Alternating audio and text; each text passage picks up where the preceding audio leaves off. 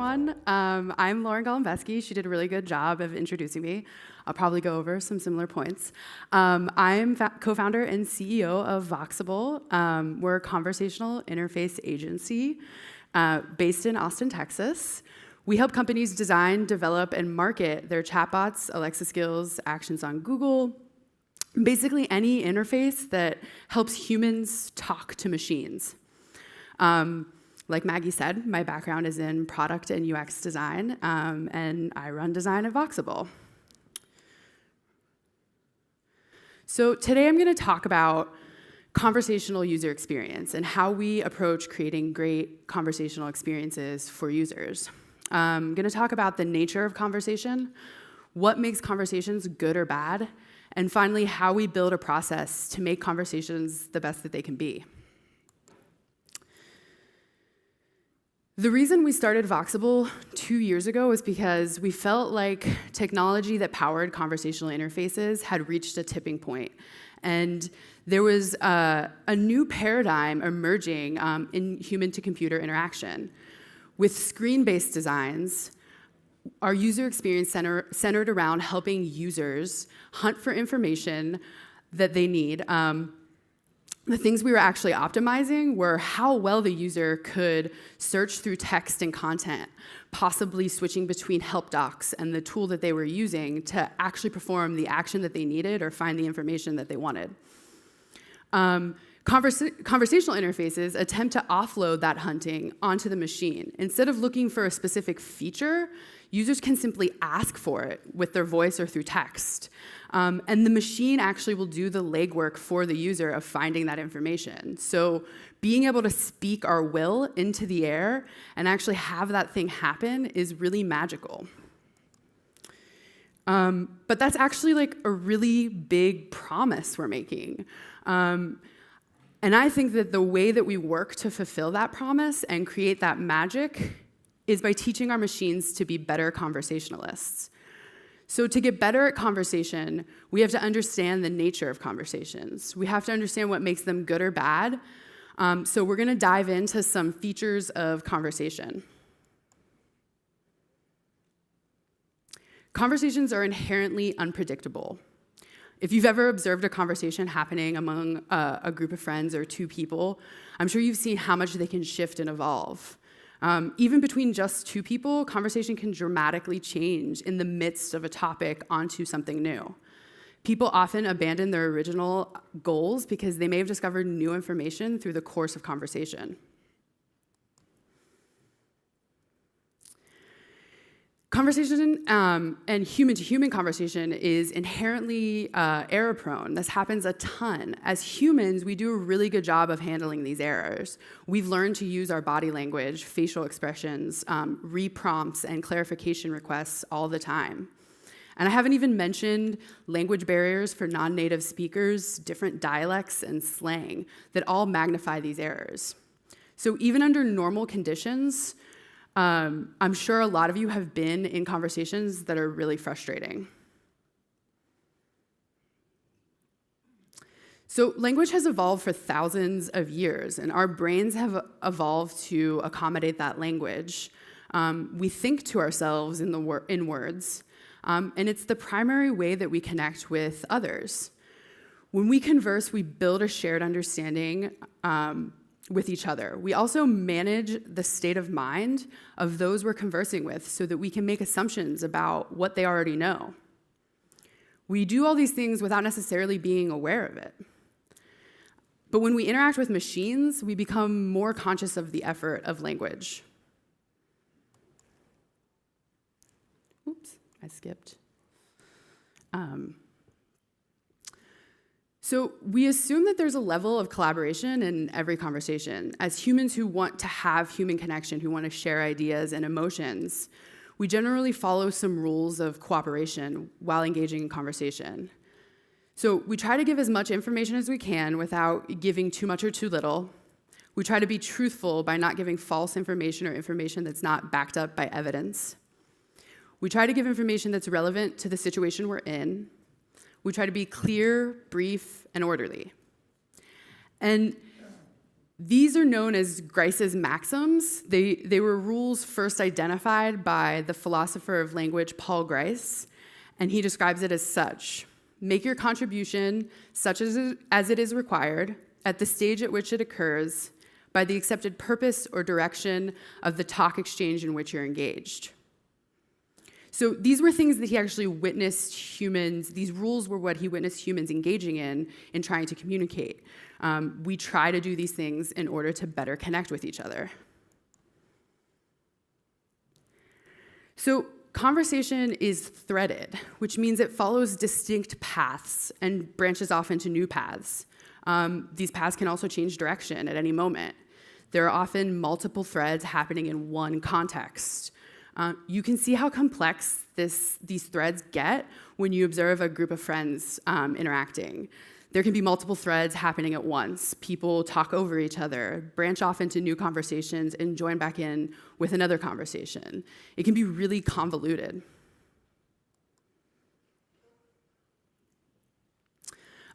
Conversation is also greatly affected by the environment in which it's happening. Noises, distractions, and events around us all influence the conversation that's happening. The setting we're in also affects the language that we use. Think about how we talk when we're at home with our friends or our family versus how we talk with colleagues at the office. Our language changes according to the environment that we're in. That environment gives us cues that help shape the way we communicate. Language also evokes very strong emotional responses. The words we use impact each other's thoughts and feelings. We also anticipate the emotions of users around us. We try to respond to the emotional state of the person we're talking to. Think about giving someone feedback at your job. If you're giving negative feedback, you frame it in a very different way than when you're giving positive feedback. And many times in conversation, we're sharing emotions just as much as we're sharing ideas and thoughts. So these qualities that can make conversation good or bad, depending on how we design for them, with the machines who will be the vehicle for conversation. Knowing how these factors affect our conversational interfaces will help us make bots better conversationalists. So now that we've talked about the nature of conversation and what makes good conversationalists, let's talk about a design process that will help our bots become better at conversations. I'm going to share some of the ways that we build conversational interfaces, but there are many ways to design for these factors. So conversational design processes need to be collaborative across disciplines. This technology is so new, and we haven't yet understood all of the patterns and experiences that can be uncovered through conversation. We need to work together as writers and designers, engineers, user experience professionals, marketers to build these experiences. We need to seek out other opinions and influences and be a bit uncomfortable. We especially need to talk to our users and get to know their problems and the way that they talk about their problems.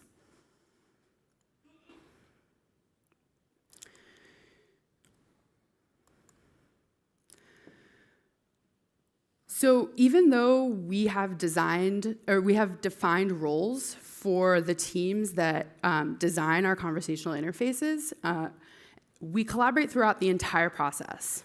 And the backbone of our collaboration is great documentation. So I'm going to touch upon a couple of the documents that we use to collaborate throughout our design process. But documenting, the idea of documenting, which is recording the way in which you've done something so that others can consume it, is a really helpful tool to collaborate.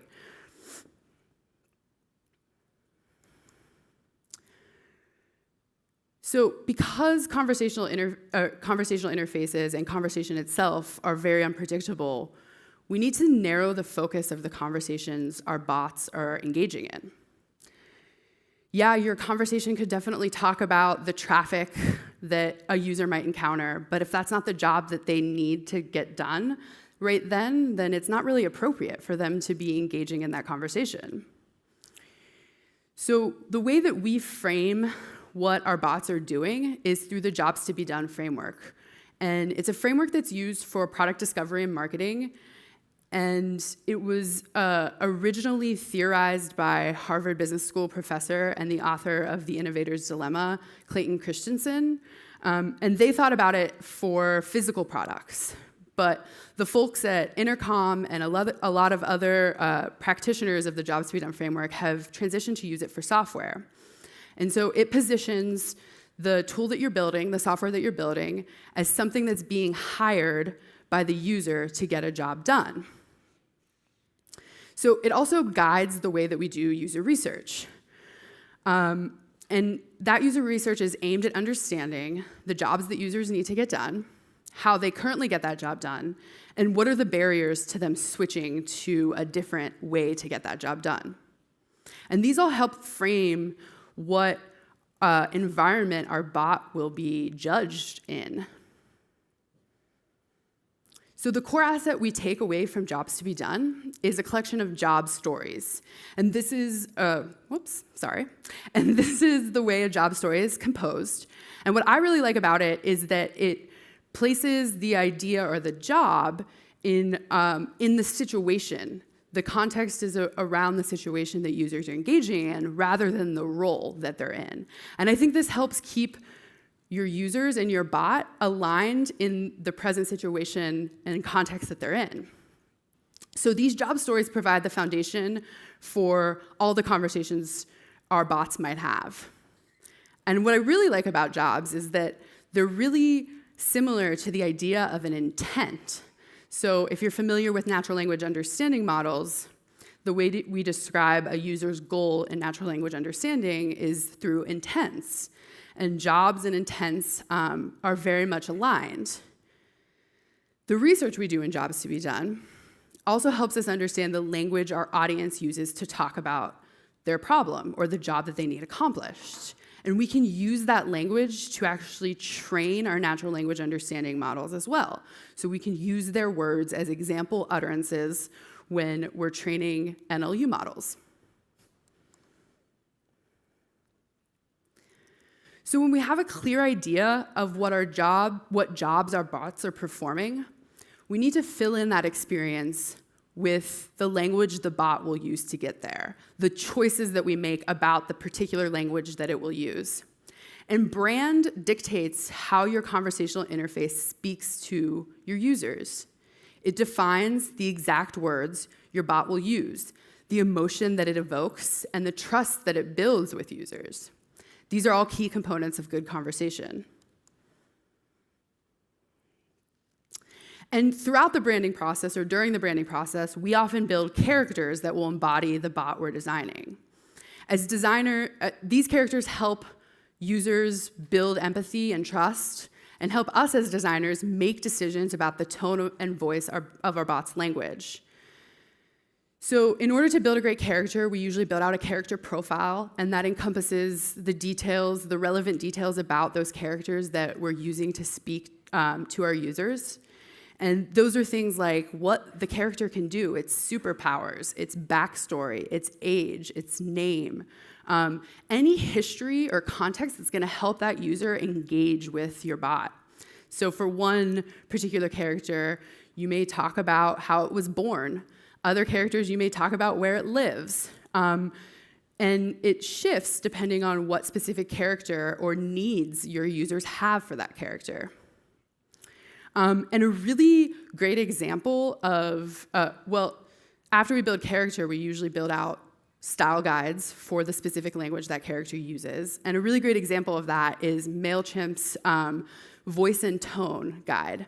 So you can go to voiceandtone.com, and MailChimp has actually pulled out the way that it speaks to its users given certain situations and rules for building new messages to users in similar situations.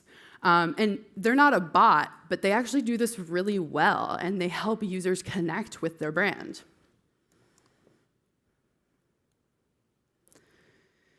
So we talked about how good conversations center around the idea of a shared understanding. A key piece of building that shared understanding is maintaining memory and understanding context. So think about if you were talking to a human and every time you talked to them, they forgot who you were. Or those people that continually introduce themselves to you even though you've met them a million times. And the context, understanding the situation that you're in and the things that have happened right before you're speaking and the things that might happen right after. Context can be ephemeral. I need to get to work right now, or enduring. I am a woman. And these contexts all affect the conversations users engage in. To manage how these contexts affect the conversation, we build out conversation maps, and we actually map the relevant context to our users and to the bot, and decide how language will change in response to these various contexts. So they look a lot like flowcharts, but we map out where specific contexts need to change the course of that conversation. So context is one way to create that shared understanding, but we also need to understand our users' mental model, what assumptions they're bringing to the interaction with the machine. In software, this shared understanding can be difficult to maintain because there's a disconnect between how that software is implemented, the code that is written, how that is represented to the user, the actual interface the user is interacting with, and how the user understands that interface, how they paint a picture in their head of what your particular tool can do, and in this case, it's a bot. So users are constantly trying to understand what a bot can do for them. Just like when you meet another human, you're trying to get a sense of the things that they know, the experiences they have, the way that you can share an understanding or share experiences.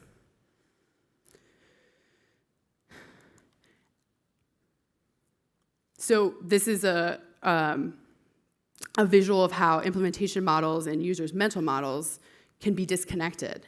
And I think the way to really bridge that disconnect is by that deep collaboration between developers and designers.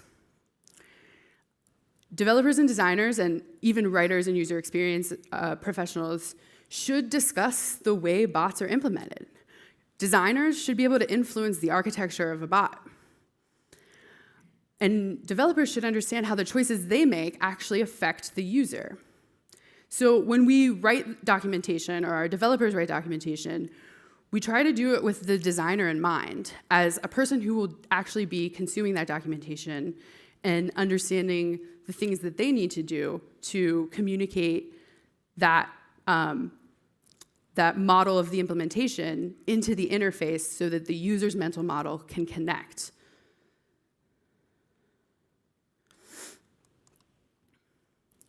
So we already know that conversations are incredibly error-prone. And so we need to make sure that our bots can handle those errors. They're pretty much unavoidable. There will always be errors that happen in conversation. I don't think that you could probably go an entire day without making a mistake in speaking with another person.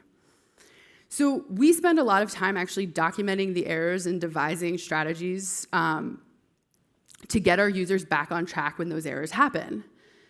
And user testing and great analytics are key to identifying all the places where errors happen within your bot. And really, the only way to get better at conversation is by practicing and doing it over and over again. Just like young children learn new words and concepts, and then they're able to communicate more with those around them, and they're able to learn even more new concepts and continue to build upon their knowledge. We need to make sure that our bots are doing similar things, that they're able to take the knowledge that they gain from interactions and build their interface to be better and more engaging for the users continually. So the way this happens for us is we actually continually train our bots to grow and learn. And we build training tools and interfaces for writers and marketers and designers to continually influence the way the bot communicates.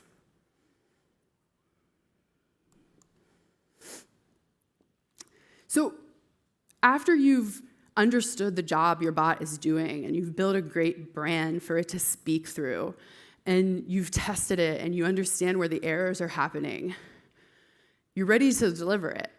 But you can't forget that you need to entice people into starting a conversation with your bot. This is all about good marketing. As humans who want to connect with other humans, we choose to expose pieces of our personality out to the public. We go to speaking events, conferences. We put ourselves out there on social media. We craft the way our public presence is perceived by other people. So our bots need to do the same thing and be very considered about the way they will publicly talk to people to entice that conversation. And the way we do this is we usually revisit that jobs to be done framework. We think about how those jobs actually transform into a compelling story for our audience. And then we really just are delivering that story to all the places that we think are most likely for our audience to experience it.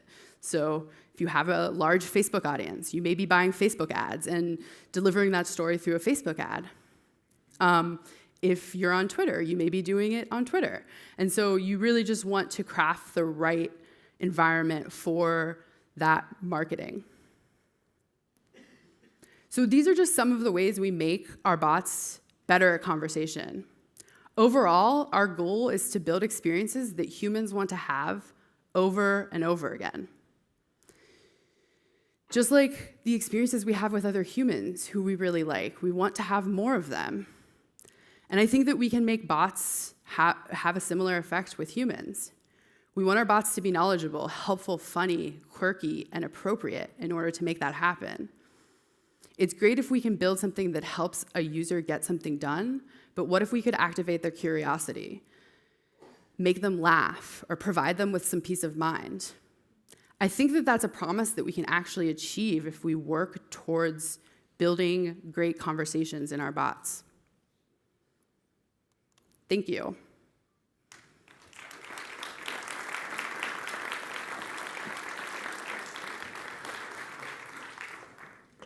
Fantastic.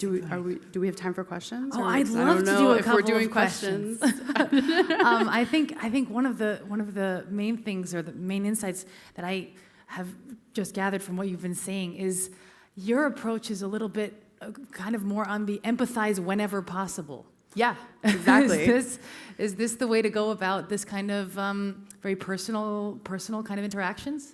Yeah, I think that that's true even in human interaction. When you empathize with others, you get to connect with others because you understand a little bit about what their world is.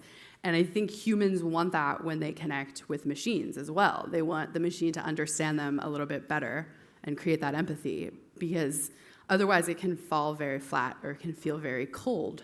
And it's not something that you want to come back to all the time. Is it sometimes I'm thinking maybe it's easier for a bot even to empathize at least on a more regular level. Thinking of call center working people, and after the third time somebody asks you the same question and you don't want to answer it anymore, right? A bot doesn't get angry at you, doesn't get aggravated, doesn't get frustrated.